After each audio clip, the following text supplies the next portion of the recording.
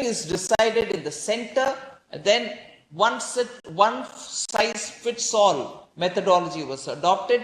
Everybody does what the center has told you. A planning commission will tell you this, a planning commission will tell you that, and we had to do it. Some of it did not suit states. Karnataka couldn't do what the center was saying on a particular aspect because there that will not work. The Northeast could not benefit because again the design or the model of a particular scheme given would not fit them. So as a result, you were giving directives from the center and you could never have any one region or state feeling, yes, this is good for us, we'll do it. As a result, you had very half-hearted average performance of India. That's why you grew at 1.5%, 2%. And somebody in India itself called it Hindu growth rate. When you grew at 1% and 2%, people were commenting saying, this is how Hindu growth rate will be, so Hindus are incapable of doing good work. So the impression, therefore, is that you've been constantly told that you're not worth much, you cannot deliver, you can. Goal for 2047 is a developed India, and you're training them in skills that are so important, you will see India can deliver, because that's our original capability, which was destroyed because of invasions, which was destroyed because we were made to believe that we are not capable of delivering on great things. But in the last 10 years, you see how our startups are proving themselves. We are coming up with solutions like drones, which are now revolutionizing our agriculture. Our startups are coming up with in situ solutions like 3D housing. They are able to do it themselves. We are producing medical equipments which are able to detect some of the very complicated illness. We are able to produce vaccines. Even when the Western countries are still groping, we were able to produce our own vaccine, even with a lockdown in place. And not only produce, but deliver at a scale that Indians were all covered by it. Earlier, we used to have vaccines developed elsewhere, produced elsewhere again, and after the vaccine has been certified, it used to take us more than 2 or 3 or 4 years for that vaccine to come to India. Today, that's not the case. We are producing our own vaccines. And of course, because of the development over several years, when scientific, government-driven labs have performed, today, globally, India supplies more than 60% of all vaccines the world needs. 60% of all vaccines are produced in India, we supply to the world, not just the COVID vaccine. So, there is so much and more that India can feel proud about. Our youngsters are coming up with solutions for many things. So when you remove that mindset that you're not capable of doing, it's only the Western world which can do, and therefore we'll get the benefit, we ourselves can produce, deliver, and service the economy better. So very many things which we were importing earlier are now being produced in India. That's why when Prime Minister Modi says Atmanirbhar Bharat, it tells that if you're dependent continuously on some other country, your dependence is not going to help you. We saw during the COVID that on very many things, we needed to have at least some production. Even PPE kits we didn't have during the COVID. We had to produce it. We didn't have an oxygenator. That was being produced afterwards by the DRDO. So basic necessities we need to have. Atmanirbharta is, and that's not to say you will never be allowed to import. You need to import because you're now part of the global value chain. Nobody produces a car from its wheel to steering to engine to everything in one place nowadays. It is not efficiency. Somebody produces the wheel somewhere, someone else gets the spark plugs, a third one produces the steering, fourth one comes up with the engine. All of them are assembled somewhere. So in such a system of global value chain, India will have to be integrating itself so that we also become part of the global value chain. We produce, we contribute, and for that we may have to import, we will import. So, our current policies are in favor of training youth. That is why I like to say, between 2014 and today, more than 1.37 crore youth have been trained by PM Kaushal Vikas Yojana. The national education policy I referred to you are really doing extensive opening up of the avenue for learning. Mother tongue has been given priority. So if you were in Karnataka, you learn in Kannada. You can have the option of learning in English, but Kannada will also be equally available for those who want it. And the rate at which we are building up, more than 390 universities have been established in the last 9 years.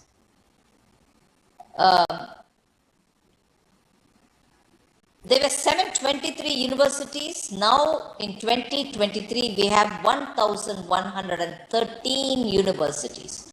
The emphasis given on education, higher education, shows that government is setting up universities rapidly.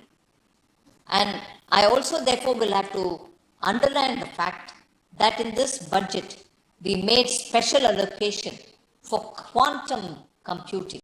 Even 2 years ago, I made a quantum mission announcement.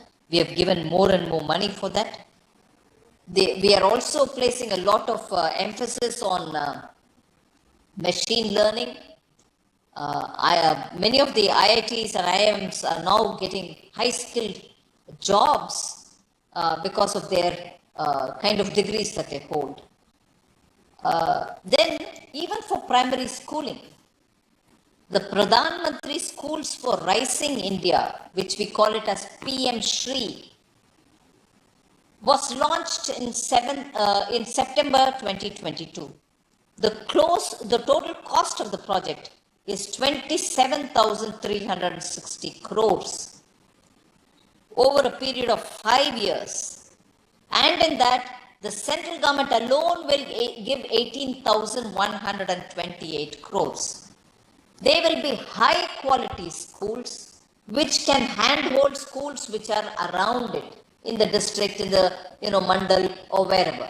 So the PM Shri schools will stand out as exemplary schools which can help in setting up quality education. Again, for research, because you have all the youngsters before there, for research purposes, IITs have been given about 2,700 crores as grants for research and development alone, which means youngsters who want to do further research will get funded. They can be located in some of the best universities, best centers of learning. The kind of policy support we have given for patents, trademarks, copyrights are very, very interesting. They have shown results, and women's participation is also doubled in 9 years. Besides this, I want to say how efficiency in governance has improved the possibilities of more money being available for, let us say, education, let us say, health, and so on. How is that possible? Because we adopted direct benefit transfers to people, whether it's pension, whether it's their money for their work, whether it is any kind of interest that the government has to interest subvention money, whether it is the gas subsidy, LPG gas subsidy, everything goes directly into the accounts. Those accounts are Aadhaar verified accounts. So they cannot be bogus accounts into which money goes. Because of that, since 2014, gradually increasing the number of schemes where DBT starts functioning, we can now say that we have saved more than 2.73 lakh crores. And that money otherwise was going to people who were not living in villages, who were not born at all, or who were dead. Those monies were still continuing to go. But because we brought in DBT, and because the DBT was Aadhaar verified, and it would go only to one account, there can be Aadhaar verified account for the same person in 3 or 4 places. No, but it will still go to only one account. The money won't go just because the same Aadhaar is being used. So carefully, with respect, because it is taxpayers' money, the efforts made by Prime Minister Modi has saved money, taxpayers' money, 2.73 lakh crores from 2014. And that is what therefore is now being used for very many other programs. So I know we are talking about a country where 80 crore people possess a smartphone. 80 crore people. We need to give them proper and also the cheapest usage charge for GB, the data charge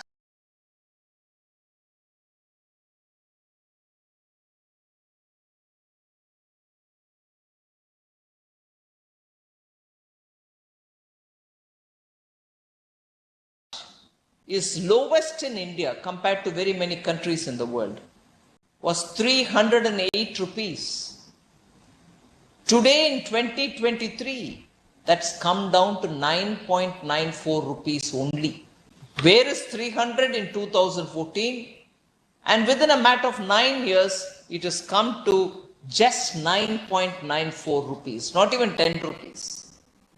So that is the kind of competition, government-enabled policy, which is making access to knowledge cheaper. And therefore, when we say we want to have India developed by 2047, it is because of these kind of measures which are being taken. It benefits farmers, it benefits scientists, it benefits women, it benefits rural area children, it benefits patients in hospitals. So the technology reach, today when I address G20 countries, I'm so proud to say all of them look up to India, saying the achievement that India has attained in the digital public goods, the India stack, whether it's fintech payment related, whether it is health related, whether it is giving identity related, whether it's bank accounts, the digital technology and its prolific usage in the country. People have adapted to it because it's all in the local language. Educated, partly educated people are all using it. And it is so simple to use it. As a result, India has proved that we are really the leaders in using digital public goods. And they are all government owned. No private profiteering on this. As a result, today when we talk to people, they say, you have done brilliantly well in terms of bringing technology for the common man's benefit. Tell us how to use it. And most of our own Indian youth are contributing immensely in these areas. And therefore, the kind of ways in which we like to build for India during the Amritkaal for reaching a developed India is through making sure every policy of the government reaches all people. And that every government promised. Since 1947, every government promised. But what Prime Minister Modi has shown that it is definitely possible to deliver. Prime Minister himself monthly holds a program called Pragati, where via video conference, he talks with the district collectors to say, in your district, is there a project which has not reached? In your district, has Ghar Ghar Ka Jal not reached? Tell me where it is. And then he pushes that scheme further. So he monitors it on a monthly basis via video conference. And this is something which regularly no Prime Minister before Prime Minister Modi would have done it, talking with the district collectors to know where it is progressing. And that is why program implementation is actually being achieved. I'll quickly run through you the data. 11.72 crore toilets have been built under Swachh Bharat Abhiyan. 39.76 street vendors have got loans without any collateral. They can do their business, no worrisome collaterals to give. 39.76 lakh street vendors have got loans. Similarly, 7,351 crores of rupees have been given for SC and ST beneficiaries under Stand Up India. Like Startup India, there is a Stand Up India. Stand Up India benefits only SC, STs and women. There, 7,351 crores have already been distributed. Over 3 crore urban and rural houses have been built under PM Awas Yojana for the poor. Similarly, 2.86 crore households have got electricity connections under Saubhagya scheme. 9.6 crore LPG connections have been given under Ujjwala scheme. So, I can go on giving you data to show that we want delivery, we want everybody to be included, Sabka Saath, Sabka Vikas. We want high technology, we want aspirational India to have access to technology. That is why for artificial intelligence, for instance, we have announced 3 centers of excellence in universities so that children can, as they grow, get familiar with artificial intelligence, robotics, IT, Internet of Things, and so on. So, of course, India has to be rapid in doing all this because we've just got a window of 25 years, by which time India will be in 2047, for which Sabka Saath, Sabka Vikas alone is not enough. That will be good for building trust.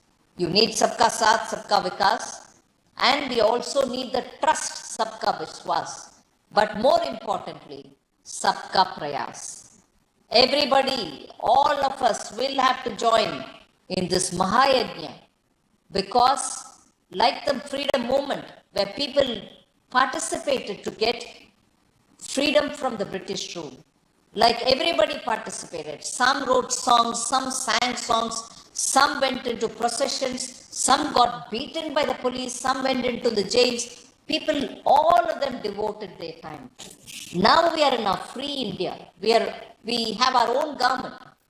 So now it's a question of Sabka Prayas. We each will have to contribute towards building an India which will be developed by 2047. So I don't want to elaborate on too much. I'll share the data pages which are with me. This will be helpful for you all to know what level of work is happening in different activities. I won't burden you with it now, but thank you for giving me this opportunity. I hope your listeners are at least indicated as to what are the kind of things we are doing. Thank you very much. Thank you very much, ma'am. It was really enlightening. For me, especially while I was listening to you, it was like I was walking down the memory lane and walking through the developmental path of Bharat for the last 75 years and 76 year ongoing. What a wonderful development our PM Modi ji has instilled in the entire Bharat by captivating the minds and the strength of the youth. I think as a finance minister, ma'am, you took us through such a glorified achievement of Bharat. Thank you very much, ma'am. Yes, of course. And what you said, it is a Mahayajna. Sabka Saath, Sabka Vikas, Sabka Vishwas, but with Sabka Prayas. Thank you very much, ma'am. Thank you very much. Ma'am, there are a couple of questions that have come our way. Can we take them with your permission, ma'am? Thank you. The first Yes, question please. reads, several countries in the world could not sustain economically during the COVID pandemic. However, India could withstand and has sustained very strongly with full potentials. Madam, the entire nation applauded your leadership as finance minister. Madam, can you please share your experience in handling those tough days? Well, essentially, we didn't get carried away. There were so many different advice which came by to print notes, give money in the hands of the people, and so on. Now, looking back with benefit of hindsight, we can see many countries really deep into inflation, deep into problems. Their economies have slowed down. There is no new demand in the market. They are struggling. Whereas what we did was to look at those sections which were affected. We extended targeted benefits. We aimed at supporting them through the banks. We didn't require additional securities. More importantly, we made sure the poorest of the poor will get free food grains and some money to buy medicines into their account. We sent it through direct benefit transfer, and as a result, there was definitely kind of soothing effect for people who could not go out to buy food grains. They had food grains delivered and they could obtain it all free without any cost being borne by the family. So that was taken care of. Businesses were kept running. Nobody had to throw a worker who was working with them. Small and medium-sized industries got help from us. So, a targeted way we handled it. Thank you, ma'am. There's another question, ma'am.